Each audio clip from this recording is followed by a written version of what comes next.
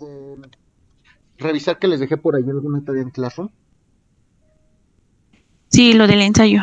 Exactamente, les dejé por ahí un ensayo de esta obra de Teteto de la ciencia. En breve les voy a estar dando su retroalimentación, pero lo importante era que se familiarizaran con el texto, que fueron ideas que estábamos platicando en la sesión anterior y que podamos aterrizarlas en esta sesión. Entonces, si no tienen inconveniente, me gustaría escuchar qué piensan, cuáles serían sus comentarios en torno a estas pláticas de Teteto sobre la ciencia.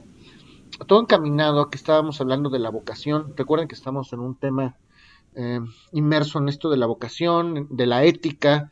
Estamos hablando de la filosofía griega y lo que me va a interesar mucho es el contexto que le podamos dar, no solo desde el punto de vista filosófico, sino desde el punto de vista científico y desde el punto de vista ético. Si es que algo les llamó la atención o si tuvieron la oportunidad de leer el texto, me gustaría escucharlo. Ángel. Sí, sí, profesor, de hecho, lo he estado leyendo y pues ahorita no lo he terminado, apenas voy en estoy leyendo lo que es cuando Euclides y Terpsión se encuentran y empiezan a dialogar y sale a la plática Teteto, que Euclides lo había encontrado que iba llegando de la guerra, me parece, y que estaba enfermo. Entonces lo echan de menos porque ellos habían escuchado que Sócrates pues lo admiraba, ¿no? Por lo que hablaban de él. Y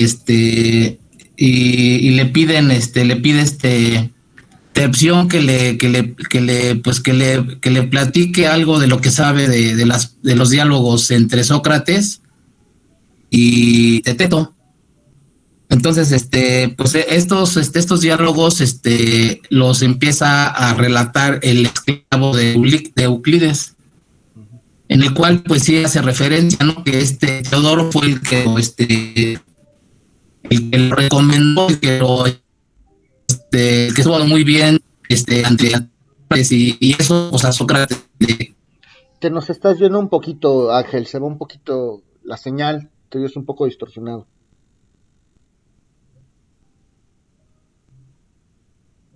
Ok, A ver, espérenme tantito, me voy a ubicar en un lugar donde sí, ya gracias, haya Ángel. más señal. Ok, muchas gracias. Mientras tanto, Fer, ¿tú qué viste? ¿Qué puedes comentar? ¿Qué te llamó la atención? ¿Qué pensaste? Bueno, yo ya tuve la oportunidad de leerlo, ya lo terminé y bueno, bueno, mi idea o lo que yo entendí es que hay diferentes autores que llegan como a la conclusión sobre la verdad absoluta, porque a lo que decían era que, bueno, dependiendo de cómo tuviera la perspectiva de las cosas, era la verdad que ibas a tener sobre algo o el conocimiento que ibas a tener sobre algo. Sí. Que tú nacías con eso de que, bueno, no, al tú nacer, pues obviamente vas vacío, no tienes nada. Y conforme vas creciendo, vas adaptando ciertos conocimientos o pensamientos y tú tienes ya como una perspectiva de algo, aunque no lo conozcas. Y Igual además decían algo muy que, importante en torno a esto que estás mencionando. Me gusta esa reflexión. De acuerdo, se supone que sí, efectivamente Euclides tenía un diálogo por ahí. Asumimos que Sócrates ya ha fallecido en este diálogo de Tetetos o de la ciencia, por supuesto, pero están recordando justamente ese diálogo que tuvo en un momento, o esta plática que tuvo Sócrates con Teteto. Y justamente hablaban de la ciencia. Y para hablar de ciencia tenemos que hablar de conocimiento. ¿Cuál es el verdadero conocimiento? Que es la reflexión a la que nos invita justamente este diálogo, nosotros seríamos capaces entonces como individuo de saber todo o no. Ahorita que estabas justo refiriendo al conocimiento absoluto, la verdad absoluta, ¿tú qué opinas? ¿Es posible hablar de una verdad absoluta, de un conocimiento absoluto desde ese punto de vista socrático? en mi manera de pensar, creo que no debe de haber como tal una verdad absoluta, porque es como ellos mismos lo indicaban. Debes de tratar de tener como el conocimiento, de seguir investigando para llegar a esa verdad, porque no por el simple hecho de que lleguen y te lo digan, tú lo vas a creer. Claro. Entonces creo que como tal no hay una verdad absoluta dependiendo el tema o dependiendo como tal tú lo veas, pero siento que sí es irrelevante que tú te pongas como a analizar y que tengas diferentes puntos de vista, porque como usted mismo lo comenta, ahí llegan a un punto donde decían que con lo de Teteto y lo de Sócrates y lo de, hay el otro autor también que mencionan, Ujú. que llegaban como a diferentes puntos, pero que no era como tal siempre llegar como a la misma. De hecho, bueno, hicieron 4 diálogos diferentes y en cada diálogo llegaban como a una conclusión diferente, porque no siempre era como lo mismo o darle razón siempre a lo que decía Teteto, a lo que decía Sócrates, a De hecho, pesar de que ya puedo existía como un adicionar algo, diálogo. puedo agregar algo a tu comentario además. Sí, Todo el conocimiento que vamos a adquirir desde el punto de vista socrático va a ser justamente a través de la experiencia, a través del empirismo. En pocas palabras, para Sócrates la experiencia y la verdad van muy de la mano. Si yo voy a saber, si yo voy a conocer, es porque yo lo experimento. De hecho, llega a plantearse en algún punto de la historia. Habla de Parménides, justamente, y hasta de Protágoras, me parece. A ver, ¿cómo es posible que se estén vendiendo como maestros si nosotros mismos somos nuestros maestros? Eso quiere decir, desde el punto de vista socrático, que si nosotros mismos somos nuestros maestros, es porque la verdad está dentro de nosotros. Entonces, la verdad, desde el punto de vista socrático, pudiera ser o no cuantificable. Me parece que simplemente hace referencia a que la verdad está dentro de nosotros. La verdad es el conocimiento, y entonces es cuando vienen esta serie de reflexiones. ¿Qué más? Perdón. ¿qué más? Igual hay como una parte de una reflexión que me gustó y de hecho la anoté para lo de el ensayo, porque decía que, bueno, en este caso tendrías como que la verdad absoluta dependiendo de lo que tú pensabas o de lo que tú conocías. Nada más que ahorita lo estoy buscando para igual retomar ese punto. Ok. Sí, todo esto es bastante enriquecedor. Entonces, todos estos diálogos, para hablar nosotros de filosofía del derecho, para hablar de ética, para hablar de ontología, tenemos que hablar de ciencia. Finalmente, el derecho es una disciplina y es una ciencia. Y aquí es donde empezamos a entender qué es una ciencia, ser ciencia. Justamente se trata de esto, el tetetos de la ciencia. No hay que confundir cuando hablamos de objetos de estudio y no hay que confundir disciplinas, sino que confundir artes. Ustedes saben, independientemente de este diálogo, que sí les da la respuesta, pero ustedes saben qué hace una ciencia, hacer una ciencia.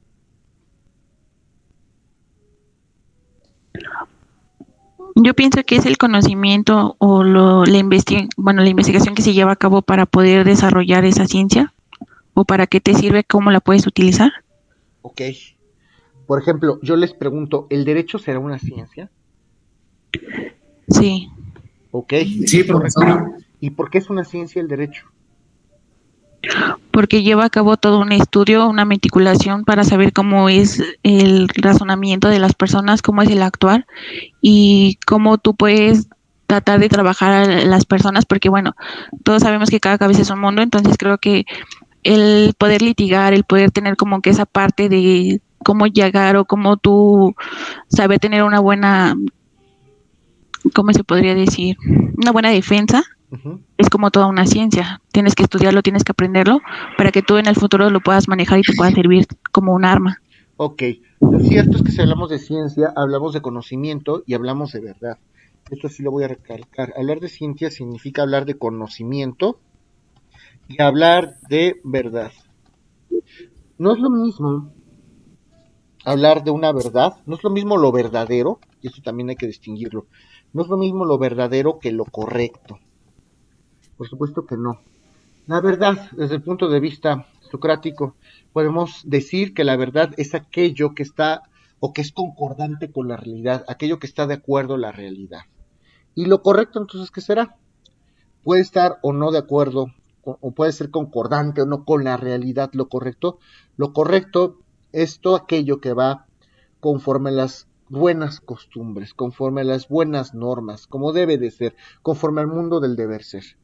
Y ahorita comentábamos justo eso. Entonces, ¿cómo saber o cómo poder encontrar o entender cuál es esta línea invisible que separa a las ciencias de las artes, de las técnicas, de las disciplinas? Porque no todas las disciplinas son ciencias, eso es un hecho. Hay algunas que sí, hay algunas que no. Por ejemplo, ¿qué opinan de la biología, de la física, de la química, de las matemáticas? ¿Todas esas serán ciencias?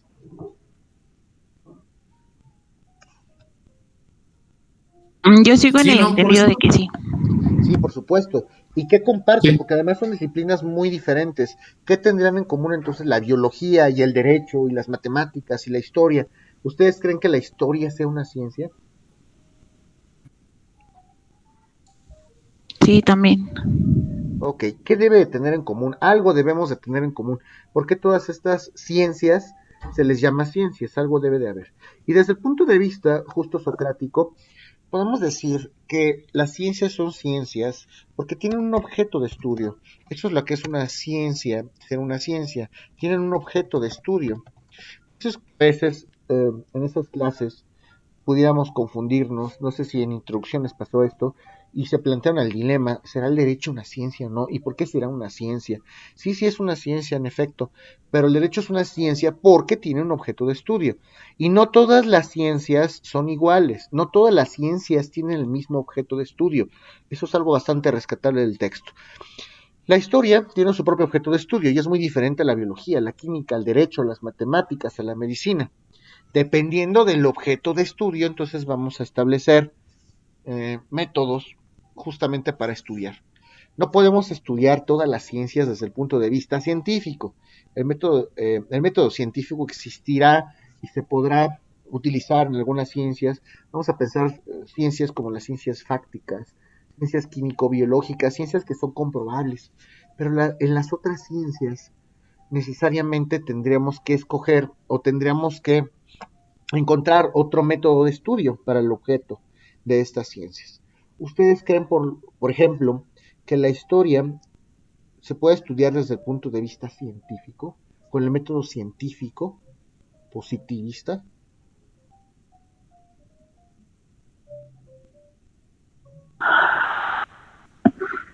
Yo considero que sí, porque como lo retomábamos, todo lleva como un antecedente. Bueno, para crear la ciencia tenemos que tener como un antecedente de por qué surgió para crear como algo nuevo. Ok, pues bueno, para empezar tendríamos que definir cuál es el objeto de estudio de la historia. El objeto de estudio de la historia, podemos hablar de hechos pasados, podemos hablar de acontecimientos, y finalmente, cuando hablamos de historia, algunos acontecimientos pueden ser probados y otros no. Otros acontecimientos, más bien, um, se documentan y dicen por ahí que la historia es de quien la cuenta. Entonces, históricamente hemos tenido muchos sucesos o han acontecido muchos sucesos que cuando avanza el tiempo y cuando vamos progresando y humanísticamente hablando, nos damos cuenta que esos sucesos no ocurrieron como nos los contaron, porque hay una evidencia que desvirtúa totalmente todo esto. Entonces, podemos hablar de objetos de estudio, podemos hablar de métodos, y bueno, a lo que nos ocupa hay ciencias fácticas. Fácticas viene de facto, hechos. Podemos hablar de la física, de la química. Hay ciencias numéricas como las matemáticas. El objeto de estudio de las matemáticas serán los números.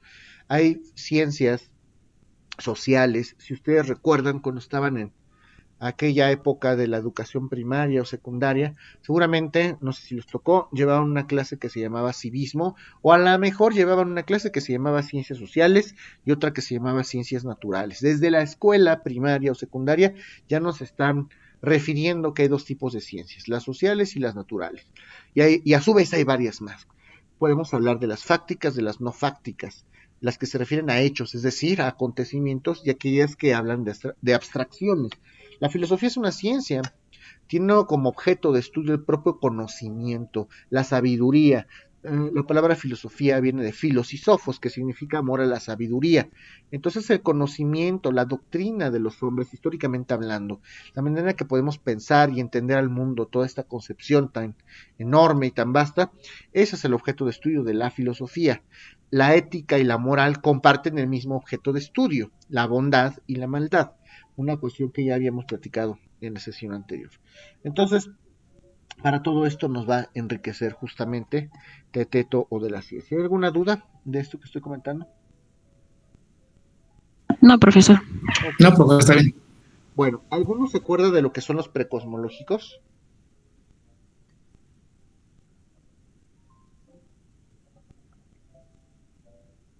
No, ya no me acuerdo. Ok. traten de repasar sus clases anteriores para que luego no batallen.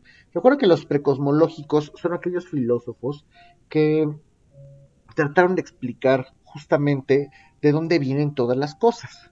Cuando nosotros empezamos a desarrollarnos como hombres, como mujeres, como humanos, empezamos a desarrollar varias habilidades, empezamos a desarrollarnos en varios campos de trabajo, tenemos varias aptitudes. Cuando empezamos a vivir en comunidad, resulta ser que al principio no había nada escrito y éramos simple y sencillamente animalitos, tal cual, donde resolvíamos nuestros conflictos a través de la violencia, eso es lo que éramos. Pero el hombre, la mujer y la humanidad misma van desarrollando justamente estas habilidades psíquicas hasta que se dan cuenta, hasta que nos damos cuenta que no todo se puede resolver a través de la violencia, y eso más o menos, porque hoy por hoy seguimos teniendo los mismos conflictos, justamente. Dicen por ahí que el que no conoce la historia está condenado a repetirla. Les voy a recomendar un libro, también ahorita hablando de historia, para comprender la historia de Juan Brom, les puede ayudar a comprender mucho todo este contexto de situaciones. Entonces, el hombre evoluciona y se da cuenta de que existe una gama de fenómenos a su alrededor. Hay otros como él, de repente se da cuenta que hace frío, que hace calor, que hay fuego, que hay agua. Y cuando empezamos a desarrollar el intelecto, entonces empezamos a cuestionarnos. ¿Quiénes somos? ¿Quién soy yo? ¿A dónde voy? ¿Qué hago aquí? ¿Por qué existo? Eso es muy normal. Yo creo que aunque no lo digamos y aunque de pronto escuchemos a alguien decirlo, nos puede sonar tedioso, pero todos en algún momento hemos pasado por ello. Esta crisis intelectual nos viene bien a todos los seres humanos porque justo somos seres dotados de razón. El humano es un animal racional, o en voz de Aristóteles, anthropos politikon. El hombre es un animal social por naturaleza. Eso quiere decir que el hombre necesariamente debe estar obligado a convivir, porque de otra manera no podríamos hacerlo. Entonces, todos aquellos fenómenos empezamos a desarrollar una serie de inquietudes, una serie de preguntas, todo, hacia todo, o de todo queremos tener la respuesta como seres humanos, y aquello que no podemos justificar, entonces tenemos que justificarlo o tenemos que atribuirle una razón lógica. Y para eso es que se le atribuye justamente al contexto teológico o religioso. Si nosotros no entendemos por qué pasan las cosas, entonces es Dios, ahí debe de ser. Ojo, no estoy diciendo que Dios no existe, solamente estoy diciendo que desde el origen de los tiempos así es como se ha justificado su existencia. Muchos filósofos también han tratado ya de justificar la existencia de Dios. En algunos casos les ha salido bien, en otros no tantos. Podemos hablar de Santo Tomás de Aquino, de San Agustín de Hipona, etc. Bueno, entonces estos precosmológicos, justo que mencionábamos en la clase anterior, tratan de justificar el origen de todas las cosas desde diversos puntos de vista. Y les mencionaba justo a algunos como Tales de Mileto, Anaxímenes, Anaximandro, Pitágoras, Heráclito, Empédocles, Demócrito, Leucipo, Parménides. Todos esos son los principales, justamente, todos estos principales precosmológicos. Y se les llama precosmológicos porque la palabra cosmos significa orden en griego antiguo. Antes del orden, antes de que todo existiera, ¿qué había? ¿De dónde venimos? Y todos tratan de justificar justamente qué había antes de que todo existiera, antes del cosmos, antes del orden. Por eso son precosmológicos. ¿Ok? Y es que hablamos de todo esto, yo sé que al final del día tendremos que hablar de deontología y de ética, pero tenemos que entender justamente cómo suceden las cosas para poder comprender el verdadero sentido de estas figuras. Y eso es importante. También en la sesión anterior platicábamos y hacíamos una breve reseña justo de la filosofía socrática. ¿Alguien se acuerda qué fue lo que vimos de Sócrates?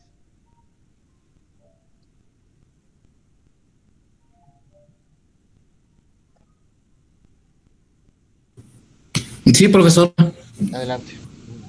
Dice que Sócrates hablaba de la vocación, dice que la vocación la podemos entender como un llamado y de que la verdad está dentro de nosotros mismos y que Sócrates utilizaba mucho la mayéutica, que significa dar a luz al conocimiento. Claro, te tengo ahí, Ángel. Ok, hablemos de vocación. Es ese llamado. ¿Cómo podemos saber si escogimos la elección correcta. Si tú ahorita estás estudiando la carrera de Derecho y Criminología en el Instituto de Estudios Superiores Rosario Castellanos, ¿cómo sabes que eso es lo que tú deseas? Que esto es lo tuyo, que no estás en el lugar equivocado. ¿Lo sabes? ¿Lo sientes? Desde tu punto de vista, ¿cómo puedes entender o saber si efectivamente hay vocación para ello? Pues sí, como que sí lo logro entender, porque yo pues en un principio, cuando yo estaba estudiando la secundaria, la prepa, yo decía que quería ser doctor. Y cuando terminé la prepa, me incliné a la contabilidad.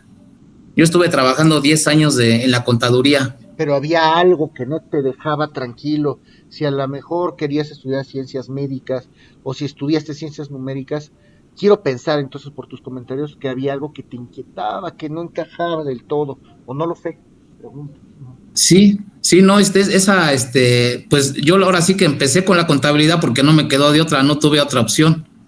Como no me quedé en la universidad, pues ya fue como que una de las cosas más fáciles para seguir estudiando, y ahí me quedé anclado como 10 años en la contabilidad. Pero después lo dejé y ya nunca más me volvió a llamar la atención volver a retomar la contabilidad, a pesar de que tengo los conocimientos y tengo las bases como para llevar una contabilidad. Ok. Ya no me llamó la atención. ¿Y por qué derecho sí? ¿En qué momento dices derecho, criminología? Esto sí me gusta, esto es lo mío. ¿Qué sentiste? ¿Sí sentiste esta empatía? ¿Sentiste, no lo sé, algún tipo de atracción hacia alguna disciplina en especial? ¿Qué fue lo que te llamó de esta carrera, vaya? Pues el saber que pues aquí puede uno, ¿cómo se llama? Puede uno practicar la justicia, ¿no? Yo, pues a mí me gusta que las cosas, pues sean así, que sean justas, ¿no? Que no abuse uno nadie, que nadie abuse de uno y que tampoco uno abuse de nadie. ¿Tú Entonces crees? Y eso es el derecho se importantísimo, presta ¿eh? para eso. Que acabas de tocar un punto maravilloso y ya nos acabamos de meter a un lugar recóndito, el tema de la justicia. Este es uno de los temas obligados justo en este módulo, justo en esta clase, justicia.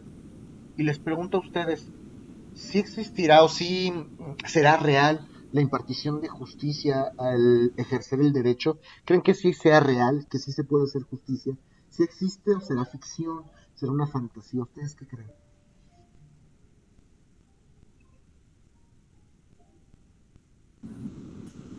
Yo digo que sí se puede, ¿no, profesor? Nada más que pues ya nuestro estado pues ya está muy viciado.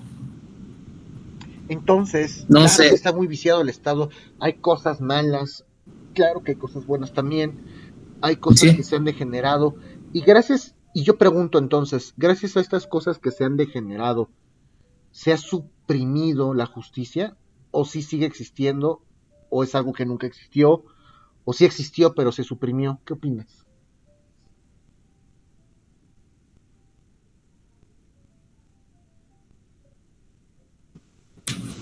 Pues yo digo que sí existe, ¿no? Porque por eso están las leyes. Ok, sería interesante pensar en ello. Tenemos leyes, tenemos reglas de conducta justo para utilizarlas. Lo cierto es que nuestra realidad, pues a veces puede suceder, a veces no. ¿Tú qué opinas, Fer?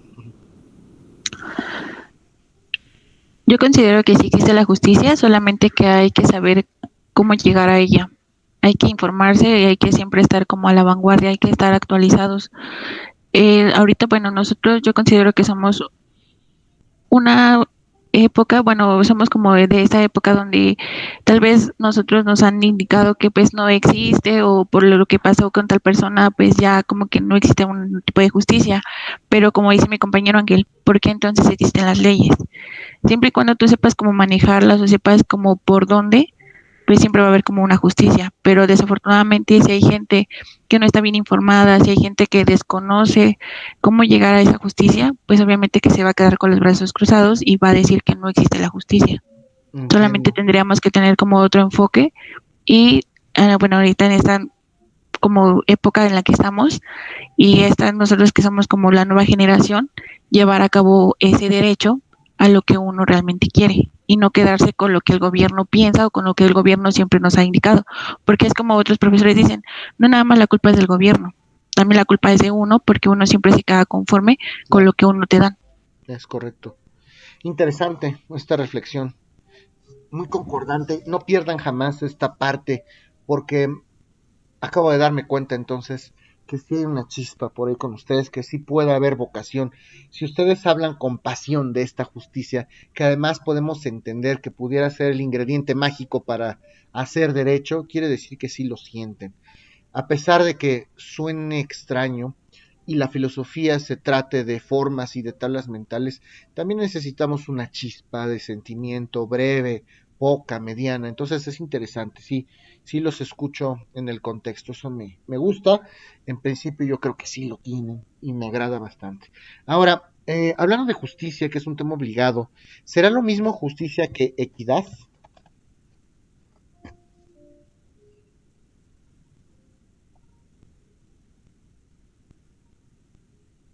Yo considero que no, porque la justicia, bueno, como yo la considero puede ser como un derecho que todos tenemos y la equidad, bueno, es otro totalmente otro concepto diferente. Ok. Muchas gracias, Fer. ¿Tú qué opinas, Ángel?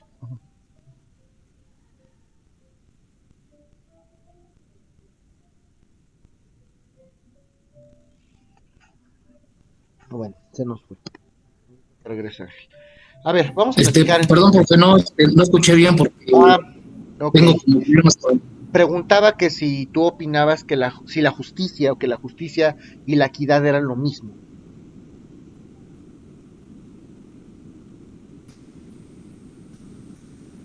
Mm, sí, yo pienso que sí, ¿no? Porque es la equidad, me imagino, bueno, pienso que es que es la igualdad, ¿no? O sinónimo de igualdad. ¿Y justicia?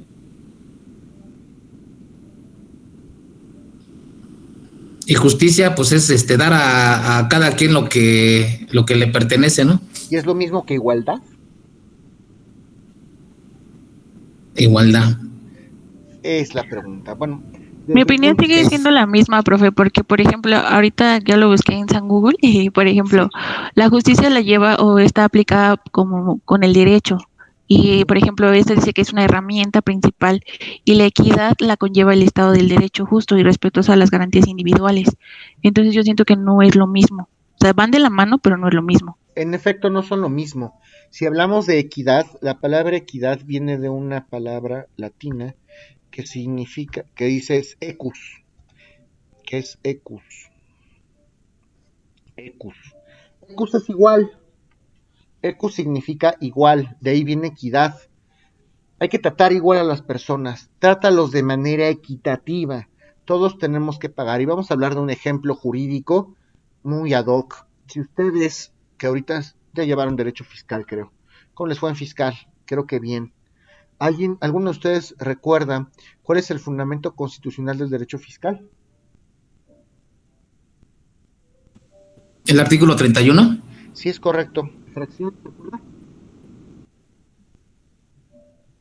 No, de la fracción no me acuerdo. Sí, es el artículo 31, fracción cuarta. Sí, la Este, fracción cuarta. ajá, lo estoy anotando. Este artículo 31, fracción cuarta, refiere cuáles son las obligaciones justo que nosotros tenemos como ciudadanos, como mexicanos. Y dentro de esas obligaciones tenemos la que se establece en la fracción cuarta de la Carta Magna, que es contribuir al gasto público de manera equitativa, equitativa y proporcional. Es equitativo, igual, trato igualitario para todos. Eso significa que todos por igual tenemos que pagar los impuestos. No hay nadie que no que se encuentre exento de contribuir al gasto público. Eso significa equitativo, de equus, igual para todos, la regla es igual para todos. De manera equitativa quiere decir que todos, sin distinción alguna, tenemos que contribuir al gasto público. Pero además es proporcional, que es otra cosa distinta. Una cosa es que todos tengamos que pagar o que contribuir al gasto público, y otra cosa es que todos paguemos la misma cantidad de impuestos. Claro que no. ¿Y cómo tiene que ser este pago de impuestos? Ya sabemos que todos, porque es equitativo, tenemos que pagarlos. Es proporcional. No va a pagar la misma cantidad de impuestos la señora que tiene una miscelánea que Carlos Slim. Bueno, técnicamente, no entre comillas. Se supone que a mayor ingreso tendría que haber una mayor contribución y a menor ingreso tendría que haber una menor contribución. Y se han hecho muchas tablas en torno a ello, impuestos sobre la renta, impuestos sobre adquisición de inmuebles, conforme a justo la percepción o el enriquecimiento que se tenga en un momento dado. Sin embargo, en la realidad pasan cosas más lamentables. Y bueno, ya son temas que podríamos reflexionar en otro momento, cómo es que algunas personas que de verdad tienen un estatus económico elevado, pues puedan burlar a la hacienda pública o no hagan este pago de impuestos. No digo que todos, pero sí hay personas que pueden tener un enriquecimiento superior a la media y a pesar de ello no lo pagan. Y hay personas que además se esfuerzan, que tienen un pequeño negocio y se esfuerzan por hacerlo bien, tienen una cafetería chiquita y ahí sí van a requerir y a querer hacer visitas de verificación. Entonces, puede no ser esto tan igualitario como sonara. Lo cierto es que equitativo es justo eso. Igual, ecus, igual, tiene que ser igual para todos. Entonces, si hablamos de equidad, nos referimos a un trato igualitario. De ahí viene la equidad. Hablar de equidad significa de igualdad. Igualdad, vamos a tratarnos a todos de la misma manera. No podemos hacer distinciones, tiene que ser equitativo. ¿Ok? Y justicia, exactamente como lo han referido, es otra cosa totalmente diferente. Hay tres tipos de justicia. La justicia distributiva, conmutativa y social. La justicia distributiva, conmutativa y social. Cuando hablamos de justicia distributiva, nos referimos a una actividad en particular. Nos referimos a la actividad jurisdiccional. ¿Cuál es esta actividad jurisdiccional? La impartición de justicia. Recordemos entonces que hay tres poderes de la Unión. Y estos tres poderes de la Unión son el poder ejecutivo, el poder legislativo y el poder judicial. ¿Y cuál de esos tres poderes se encarga, tendría que realizar esta función, dirimir controversias, aplicar la ley al caso concreto a través de resoluciones que son coercibles, que se pueden exigir a través de la fuerza? Pues el poder judicial. La actividad propia del desempeño del Poder Judicial es justamente una justicia que podría entenderse como una justicia distributiva. Aplicación e impartición de justicia, distribución de justicia. Yo voy a impartir justicia en este Estado mexicano a todas aquellas personas que lo soliciten, porque la justicia es gratuita, debe ser accesible.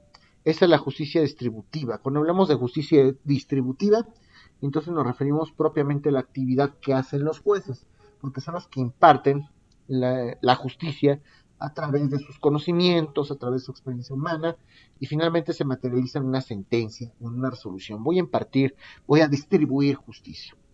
¿Alguna duda en torno a esto? No, profesor, ninguna. Ok. No, Bueno, está la justicia conmutativa. Cambiar, conmutar significa cambiar, sustituir una cosa por otra. Cuando nosotros hablamos de una justicia conmutativa, prácticamente estamos refiriéndonos a acciones y consecuencias. Como decían por ahí en nuestras clases de acción corresponde a reacción, si ustedes recuerdan esas clases, y refieren a Isaac Newton, a Galileo y estos físicos maravillosos, a toda acción corresponde una reacción, pero en sentido inverso y con la misma fuerza. Si yo trato mal a una persona, ¿qué creen que va a pasar? ¿Creen que esa persona me va a tratar bien, me va a responder de manera educada? Pues por supuesto que no. Hay quienes sí lo hacen, es una excepción y hay muchas situaciones ahí, pero por regla general, pues uno da lo que recibe y uno recibe lo que da. Y entonces podemos referir a ejemplos como el propio código de Hammurabi, Babilonia, este famoso ojo por ojo, diente por diente. Si, como decía por ahí algún político, que justamente ya lo saben, creo que ya saben quién es, te voy a cortar las manos en este momento. Entonces, aquel que robe, se le van a cortar las manos. Y ahorita él está en la cárcel o está atravesando una situación similar. Entonces, esa es la justicia conmutativa, ojo por ojo, diente por diente. Creo que aquí no hay mucho que decir. ¿Tienen alguna duda o algún comentario en torno a esto? No, profe. Okay. No, profesor, gracias. Bueno, finalmente hablamos de la justicia social. Muy adecuado esto para nuestros días, las situaciones contextuales de nuestros días. La justicia social, igual que el derecho social, recuerde que el derecho para su estudio se divide en tres grandes ramas: derecho público, derecho privado y derecho social. Hablando del derecho social, entonces, al igual que la justicia social, hablamos de ese conjunto de normas jurídicas que establece el Estado para la protección de grupos sociales desfavorecidos. Cuando hablamos de justicia social, entonces, siempre nos vamos a ceñir a hablar de grupos sociales desfavorecidos, las personas que se encuentran en estado de indefensión, las personas que se encuentran vulnerables. Y entonces, conforme al derecho social como rama del derecho, podemos inferir que hay tres principales ramas: el derecho laboral o el derecho del trabajo, el derecho agrario y el derecho de la seguridad social. Son justamente estas las ramas que son consideradas como propias del derecho social. Algunas personas han referido que el derecho familiar pudiera entrar dentro del tema del derecho social, y la respuesta es que esto es una equivocación absoluta, porque a pesar de que en derecho familiar, por supuesto que hay grupos vulnerables, lo cierto es que todas las normas referentes al derecho de familia se regulan a la luz del Código Civil, y el Código Civil pertenece al derecho privado. Entonces podemos escoger y podemos escoger entre estas dos principales ramas, pero si tenemos alguna persona vulnerable en estado de indefensión propia del derecho familiar, pueden ser niños, ancianos, mujeres, hombres incluso. Tenemos que regirnos y tenemos que solucionar estos problemas, y existen normas que protegen a estos grupos sociales desfavorecidos justo al tenor de las leyes de carácter civil. Y bueno, las leyes de carácter social o el de derecho social son total y absolutamente diferentes. En derecho agrario hay una ley agraria, en derecho laboral hay una ley federal del trabajo, en derecho de la seguridad social hay una ley del seguro social, etcétera. Entonces, son universos distintos. Estos son los tres tipos principales de justicia que desde el punto de vista doctrinal podemos entender, y esto además viene desde los romanos bastante sabios, y una justamente del derecho de las ciencias jurídicas.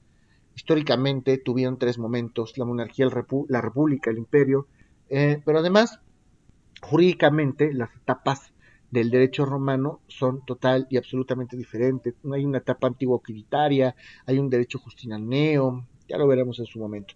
El tema es que lo cierto es que los romanos se destacaron en sus estudios jurídicos, fueron pioneros. El 70-80% de nuestras instituciones propias del derecho civil son una calca absoluta del derecho romano. Por eso sería tan importante que ustedes estudiaran derecho romano. Pero dentro de estos señores, dentro de estos jurisconsultos, dentro de estos expertos, Papiliano, Gallo, etcétera, tenemos a un señor que se llamaba Justiniano.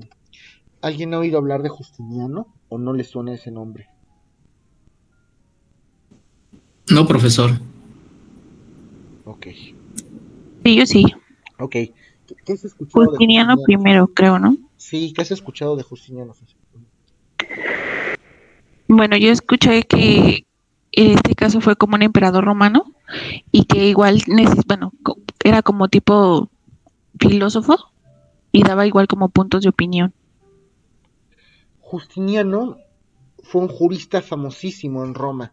De hecho, gracias a sus aportaciones, podemos entender que una de las etapas del derecho romano lleva su propio nombre, derecho Sí. justinianeo.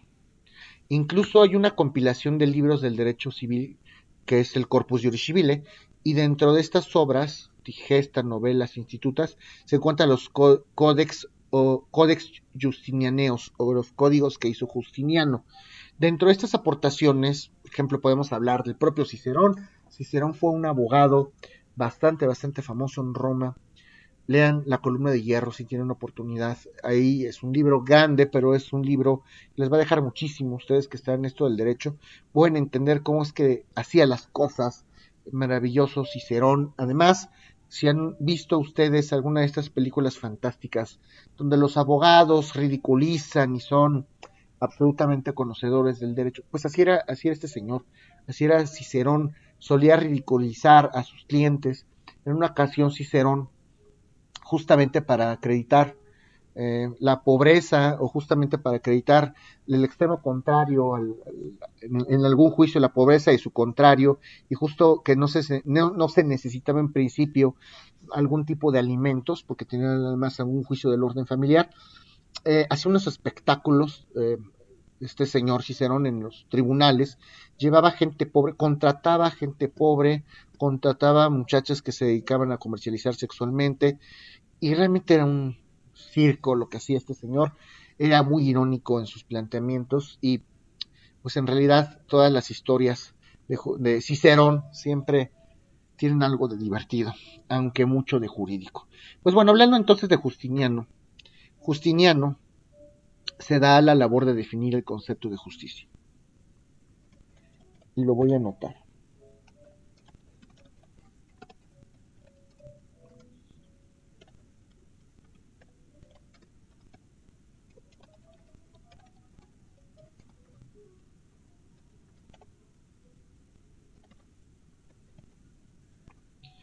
Justitia contas et perpetua voluntas iusum quique tribuendi.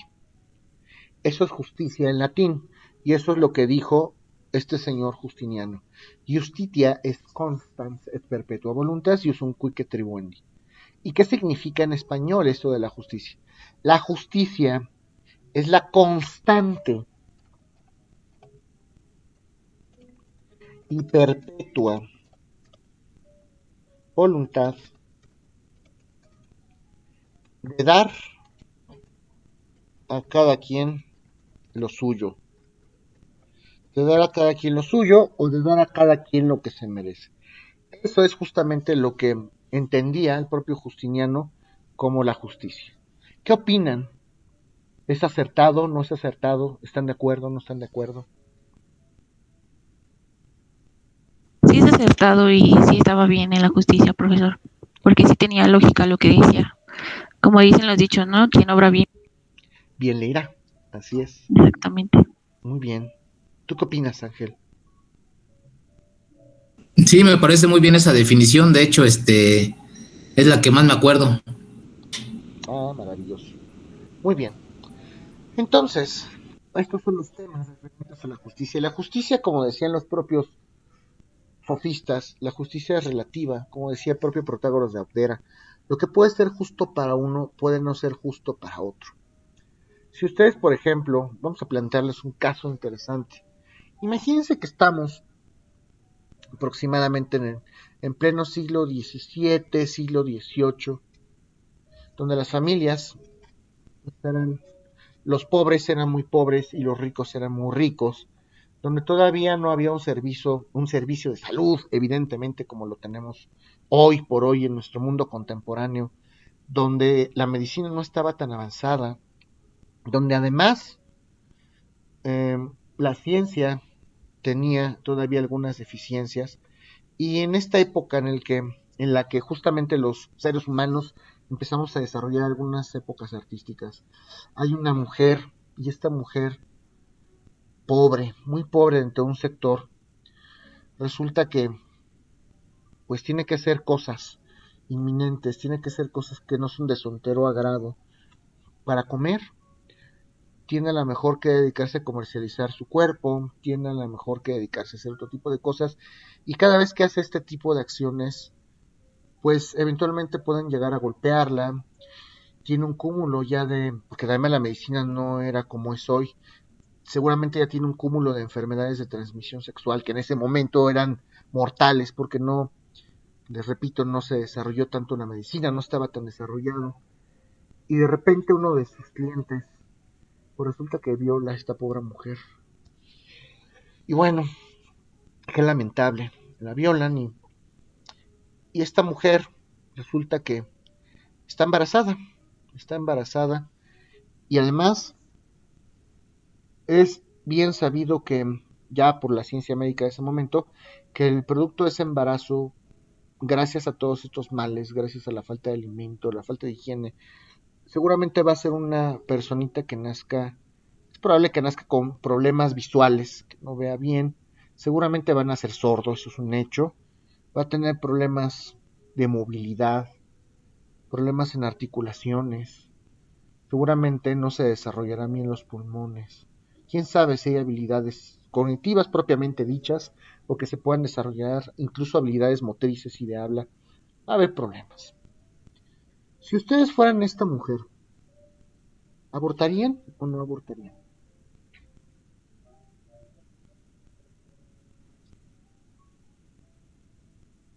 Yo sí, profesor, ¿Sí? porque la verdad sí, económicamente no tengo cómo solventar la alimentación o los gastos de una servidora menos los de alguien que voy a traer al mundo. Entonces yo creo que sí. Entiendo. Igualmente porque pues es producto de una violación, entonces ¿para qué traer personas así al mundo? Ok, Obviamente el niño no tiene la culpa, ¿no? El producto no tiene la culpa, pero yo sí abortaría. entiendo perfectamente. Gracias, Fer. Ángel, ¿qué opina? Pues sí, sí es una situación bastante complicada, profesor, porque pues la verdad, hay muchas desventajas aquí, ¿no? Pero, pues no sé, yo estoy en contra del aborto. ¿Tú no abortarías entonces? Digo, tu opinión, como hemos dicho, es bastante válido, ¿no? Tú entonces no lo harías. Sí. Sí, no, yo estoy en contra del aborto. A lo mejor hay otras soluciones, hay otras salidas. Ok, bueno, pues Fer, hubieses matado a Ludwig van Beethoven. ¿No Ese aborto? es, sí, exactamente. Pero bueno, esta es la moraleja de hoy. No está bien ni está mal. Simplemente es su punto de vista. Pudo haber pasado, no pudo haber pasado, solo pasó. Lo que es justo para uno no es justo para el otro. Ese es el tema. ¿Sería justo abortarlo? ¿Sería no justo abortarlo o no abortarlo? Ese es el tema. ¿Ok? Ok, profesor. Bueno, son las 5:58. Todavía 2 minutitos más para que concuerde con esto. Sócrates. Empezamos hablando de la filosofía griega con Sócrates y paralelamente hablamos justamente de estos sofistas. Recuerden que los sofistas eran los mercaderes del conocimiento, que Sócrates justamente era el maestro mayéutico, como hace ratito nos estaba explicando Ángel, el método mayéutico, dar a luz al conocimiento, el partero de almas y su juicio injusto. Fue injusto, ahora que conocemos o podemos entender desde otro punto de vista la justicia, ¿habrá sido injusto entonces el juicio de Sócrates? Ese nos falta por determinarlo. Vamos también a platicar de apología de Sócrates. Será otra lectura que por ahí trabajemos. Y vamos a platicar en su momento si es justo o si no es justo. Digo, es un punto de vista. Repetimos, cada uno tiene el suyo, el propio.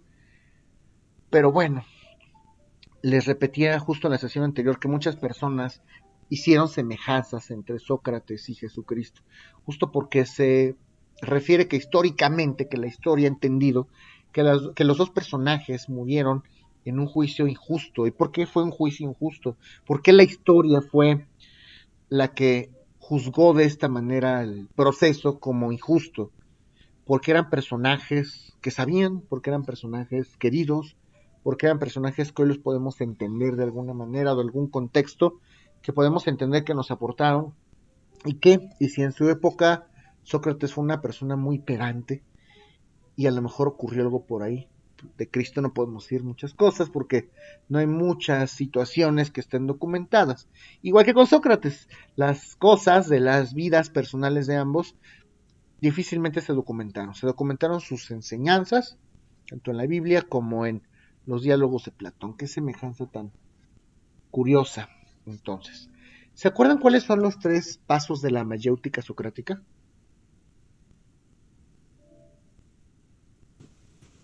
Sí, profesor. ¿Cuáles? El primero es escuchar, el segundo momento es reputar Uh-huh. a través de la ironía y el tercer momento es la alatella, Exacto. que significa la verdad o verdadero. Dar a luz ese conocimiento. Por eso es que Sócrates era considerado como partero de almas. De los sofistas, ¿se acuerdan cuáles son los principales representantes? Hablábamos de 3.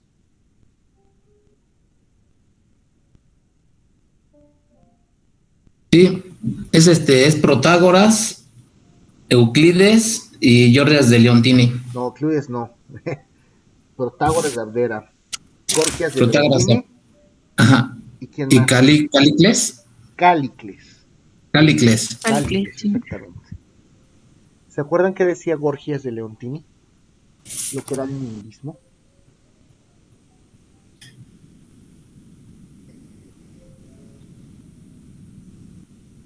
¿Qué significa nada? Nihilismo viene de la palabra nihil, que significa nada. Y esto seguramente a los que nos gustan estos temas podremos entender que de ahí viene justo la filosofía de algunos pensadores como Federico Nietzsche, como Arthur Schopenhauer. El ser intangible no existe. Si existiera no lo podría conocer y si lo conociera no lo podría demostrar. Todo lo ponemos en duda, como los famosos agnósticos. Y bueno, repasen entonces un poco esta parte de Sócrates. Ahorita sí, después del receso, vamos a empezar a platicar de la filosofía platónica y de algunos conceptos. Son las 6:02, nos vemos a las 6:02. Gracias.